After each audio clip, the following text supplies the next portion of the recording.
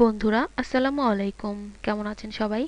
আশা করি সবাই ভালো আছেন। এই মুহূর্তে দেশে অথবা বিদেশে যে যেখানে বসে চ্যানেলটি দেখছেন সবাইকে অসংখ্য ধন্যবাদ। চলুন দেখে নেই ওজন কমানোর ক্ষেত্রে যে ভুলগুলো কখনোই করবেন না। বাড়তি ওজন কমানোর জন্য আমরা কত কিছুই না করে থাকি, কিন্তু ওজন কমানোর চেষ্টায় মাঝে মাঝে এমন কিছু ভুল হয় যে ওজন কমার বদলে বেড়ে যায়। জেনে নিন ওজন কমাতে চাইলে যে ভুলগুলো থেকে দূরে থাকবেন। বেশিরভাগ সময় মানুষ চটজলদি ওজন কমাতে ক্র্যাশ ডায়েট করে থাকেন। এতে দ্রুত ওজন কমানো যায়। এভাবে মানুষের শরীরে প্রতিদিন স্বাভাবিকভাবে যে ক্যালোরি গ্রহণ হয় তার পরিমাণ কমিয়ে আনা হয়। তবে এই ডায়েটের প্রতিক্রিয়া আছে। ওজন কমানোর এই স্বল্পমেয়াদী পরিকল্পনা যখন শেষ হয়ে যায়, তখন মানুষের শরীর এমন একটি অবস্থায় থাকে যা অনেক ধীরে ধীরে ক্যালোরি খরচ করে। তাই খাওয়া দাওয়া ন্যূনতম নিয়ন্ত্রণ না থাকলে মানুষের শরীরে ওজন সহজে বেড়ে যেতে পারে।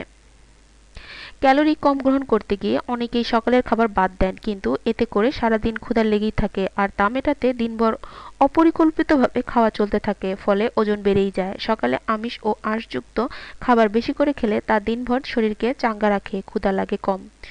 ওজন কমানোর জন্য অনেকে কম চর্বি জাতীয় খাবার খান, কিন্তু কম চর্বি মানে ক্যালোরি কম হবে এমন নয়, বরং খাবার পছন্দের সময় চর্বি ও ক্যালোরির পরিমাণ জেনে নিন। ওজন কমানো সহজ হবে। ওজন কমানোর আরেকটি ভুল হলো পানি কম পান করা। পানি ক্যালোরি পোড়াতে সাহায্য করে। যদি মানুষের শরীরে পানি শূন্যতা দেখা দেয়, তবে বিপাক প্রক্রিয়া ধীরে হয়ে যায়। এতে করে ওজন কমার হারও কমে আসে। ওজন কমাতে গিয়ে অনেকে দুগ্ধজাত খাবার খাওয়া বন্ধ করে দেন, কিন্তু এসব খাবারে ক্যালসিয়াম বেশি পরিমাণে থাকে। শরীরে ক্যালসিয়ামের অভাব হলে তা বেশি ক্যালোরি পোড়াতে পারে না। এতে করে শরীরে চর্বির পরিমাণও বেড়ে যেতে পারে। তাই দুগ্ধজাত খাবার খাওয়া একেবারে বন্ধ করে দেওয়া উচিত নয়।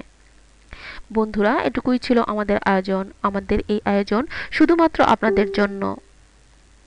আমাদের এই আয়োজন যদি বিন্দুমাত্র ভালো লেগে থাকে, তাহলে অবশ্যই লাইক দিয়ে আমাদেরকে উৎসাহিত করবেন আর শেয়ার করে অপরকে দেখার সুযোগ তৈরি করে দিবেন। আর বন্ধুরা, আপনারা আমাদের সাথে থাকলেই আমরা আরও ভালো ভালো কাজ করার উৎসাহ পাবো। তাই প্লিজ আমাদের সাথে থাকুন, আমাদের চ্যানেলটি সাবস্ক্রাইব করুন। ভালো থাকবেন সবাই। আসসালামু আলাইকুম।